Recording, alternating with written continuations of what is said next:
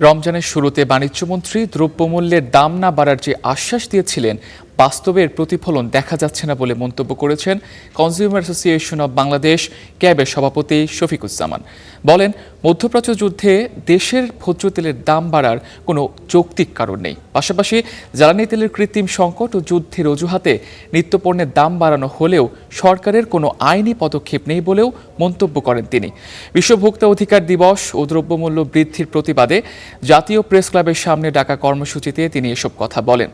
এছাড়া ভোক্তা সংরক্ষণ অধিদপ্তরকে বাণিজ্য মন্ত্রণালয় থেকে বের করে একটি স্বাধীন কমিশন করার দাবি জানান অন্যান্য বক্তারা।